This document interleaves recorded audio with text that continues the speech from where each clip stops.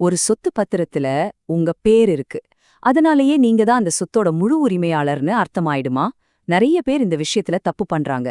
ஆனா உச்ச நீதிமன்றத்தோட ஒரு முக்கியமான தீர்ப்பு இதுக்கு தெளிவான ஒரு பதில சொல்லுது. வாங்க, அத பத்தி தான் இன்னைக்கு நாம விரிவாக பார்க்க போறோம். சரி, முதல்ல இந்த முக்கியமான கேள்விலேருந்தே ஆரம்பிக்கலாம். இதுக்கு பதில கண்டுபிடிக்க நாம ஜிதேந்திர சிங் அப்படிங்கிற ஒருத்தரோட சட்ட போராட்டத்தை கொஞ்சம் அலசி ஆராய போறோம்.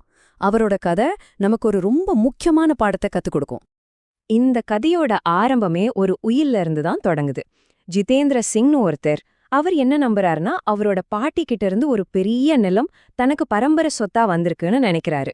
ஆனா அந்த உயில் ஒரு பெரிய சட்ட போராட்டத்துக்கே வழிவகுத்துடுச்சு. சோ அவர் என்ன பண்றாரு? அந்த உயில கையில வச்சுக்கிட்டு நேரா நாயப் தாசில்தார் ஆபீஸ்க்கு போறாரு.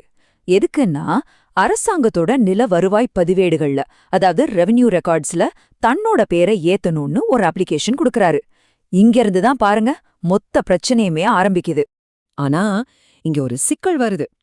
திருமதி அனந்திபாயோட மத்த வாரிசுகள், அதாவது மத்த குடும்ப உறுப்பினர்கள், அந்த உயிலே ஒரு போலியான உயில்னு சொல்லி கேள்வி எழுப்புறாங்க. இதனால ஜிதேந்திர சிங்குக்கும் அவங்களுக்கும் நடுவுல ஒரு நேரடி சட்ட மோதலே உருவாகுது. இந்த வழக்குல ரொம்பவே சுவாரஸ்யமான ஒரு விசித்திரமான விஷயம் என்னன்னா, நீதிமன்றம் ஒரு முக்கியமான கேலண்டர் தேதிய கவனிக்கிறாங்க. அந்த ஒரு தேதி தான் வழக்கின் போக்கே மாத்தி போடுது. ஆமாங்க, ஜிதேந்திர சிங் தன்னோட பாட்டி இறந்து போறதுக்கு முன்னாடியே, அதாவது அவங்க உயிரோட இருக்கும்போதே அந்த உயில வச்சு பட்டா மாத்த அப்ளை பண்ணிருக்காரு. ஆனா சட்டப்படி ஒரு உயில் அதை எழுதினவர் இறந்த பிறகுதான் செல்லுபடியாகும். இதுதான் இந்த வழக்கில் அவர் செஞ்ச முதல் பெரிய தப்பு. இந்த ஆரம்ப குளறுபடினால இந்த வழக்கு பல வருஷங்களுக்கு இழுத்தடிக்கப்பட்டது. ஒரு கோர்ட்லேருந்து இன்னொரு கோர்ட்டுக்கு, ஒரு அதிகாரிகிட்டேருந்து இன்னொரு அதிகாரிக்குன்னு மாறி மாறி போய் இந்த சட்ட போராட்டத்தை இன்னும் ரொம்பவே சிக்கலாக்கிடுச்சு. இந்த கேஸ் எப்படி ஒரு ரோலர் கோஸ்டர் மாதிரி போயிருக்குன்னு பாருங்களேன்.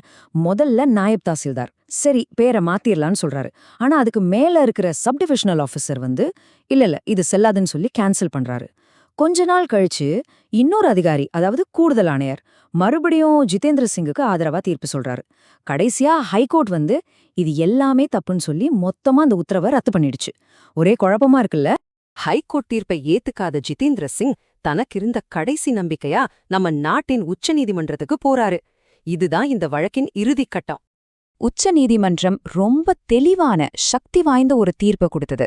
அது என்னன்னா, பட்டா மாற்றம், அதாவது மியூட்டேஷன் என்ட்ரி, ஒருத்தருக்கு எந்த விதமான உரிமையையோ பாத்தியத்தையோ கொடுக்காது அப்படின்னு ரொம்ப ஆணித்தரமா சொல்லிட்டாங்க. இதுதான் இந்த மொத்த வழக்கின் மையக்கருத்து. கடைசியா உச்ச நீதிமன்றம் உயர்நீதிமன்றத்தோட தீர்ப்பு தான் சரின்னு உறுதி செஞ்சு ஜிதேந்திர சிங்கோட மேல்முறையீட்டு மனுவை தள்ளுபடி பண்ணிட்டாங்க. இதோட அவரோட நீண்ட சட்ட போராட்டத்துக்கும் ஒரு முற்றுப்புள்ளி வைக்கப்பட்டது. சரி, உச்ச நீதிமன்றம் ஏன் இப்படி ஒரு தீர்ப்பு கொடுத்தது? இதுக்கு பின்னாடி ஒரு முக்கியமான சட்ட கொள்கை இருக்கு. அதாவது அரசாங்கத்தோட பதிவேட்டுக்கும் ஒரு சொத்தோட உண்மையான உரிமைக்கும் மத்திய இருக்கிற வேறுபாட்டை நாம சரியா புரிஞ்சுக்கணும். முதல்ல ஜிதேந்திர சிங் வாங்க நினைச்ச அந்த பட்டா மாற்றம் அப்படின்னா என்னன்னு பார்க்கலாம். அது உங்களை அந்த சொத்தோட ஓனர்னு சொல்ற டாக்குமெண்ட் கிடையாது. அது வெறும் வரி வசூலுக்காக அரசாங்கம் வச்சிருக்கிற ஒரு கணக்கு தான். சிம்பிளா சொல்லணும்னா அந்த நிலத்துக்கு யார் வரி கட்டணும்னு குறிச்சு வைக்கிற ஒரு என்ட்ரி, அவ்வளவுதான். அப்போ இங்க நாம புரிஞ்சுக்க வேண்டிய முக்கியமான விஷயம் என்னன்னா, ரெவென்யூ ரெக்கார்ட், அதாவது பட்டா, வரி கட்டுறதுக்காக மட்டும்தான். ஆனா உங்க டைட்டில் டீட், அதாவது உரிமை பத்திரம் தான் நீங்க தான் ஓனருங்கிறதுக்கான உண்மையான ஆதாரம். ஒரு உயில் சம்பந்தமா பிரச்சனை வந்தா அத ஒரு சிவில் கோர்ட்ல தான் தீர்க்க முடியும், தாசில்தார் ஆபீஸ்ல தீர்க்க முடியாது. இது ஏதோ இன்னைக்கு வந்த புது சட்டம் இல்ல. உச்ச நீதிமன்றம் 1997ல இருந்தே தன்னோட பல தீர்ப்புகள்ல இந்த விஷயத்த ரொம்ப தெளிவா சொல்லிக்கிட்டே தான் வராங்க. இது ரொம்ப காலமாவே நடைமுறையில இருக்கிற ஒரு சட்ட கோட்பாடுதான். இந்த வழக்குல இருந்து நாம எல்லாரும் கத்துக்க வேண்டிய பாடம் என்ன? இது நம்ம எல்லாருக்குமே ஒரு முக்கியமான எச்சரிக்கை மணி மாதிரி. வாங்க பார்க்கலாம்.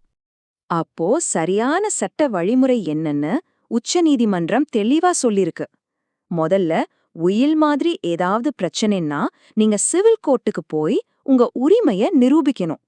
கோர்ட் ஆமா நீங்க தான் உண்மையான ஓனர்னு தீர்ப்பு கொடுத்ததுக்கு அப்புறம்தான் அந்த தீர்ப்பை வச்சு நீங்க ரெவென்யூ ரெக்கார்ட்ஸ்ல உங்க பேரை மாத்த முடியும். ஆக இதிலிருந்து நீங்க எடுத்துக்க வேண்டிய பாடம் ரொம்ப சிம்பிள். ரெவென்யூ ரெக்கார்ட உரிமை பத்திரமா நினைச்சு குழப்பிக்காதீங்க. ரெண்டுக்கும் வேற வேற நோக்கங்கள் இருக்கு. தாசில்தார் மாதிரியான வருவாய் அதிகாரிகளுக்கு சொத்து யாருக்கு சொந்தம்னு முடிவு பண்ற அதிகாரம் கிடையாது. அப்போ கடைசியா ஒரு கேள்வி, உங்க சொத்து ரெக்கார்ட்ல உங்க பேர் இருக்குன்னா அதுக்கு உண்மையான அர்த்தம் என்ன? அதுக்கு அர்த்தம் அந்த சொத்துக்கான வரிய கட்டுறதுக்கு நீங்க தான் பொறுப்பான ஆள், அவ்வளோதாங்க. ஆனா அந்த சொத்து உங்களுக்கு தான் சொந்தம்னு நிரூபிக்கிறது அது ஒரு தனி கதை. அதுக்கு நீங்க சிவில் கோர்ட்டுக்கு தான் போகணும்.